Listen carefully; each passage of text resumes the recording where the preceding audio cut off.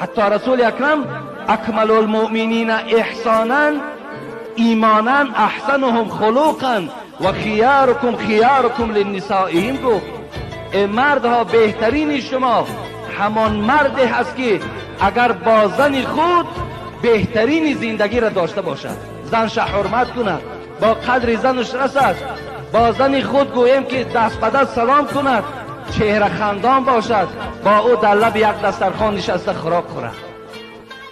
این بهترین مرد است.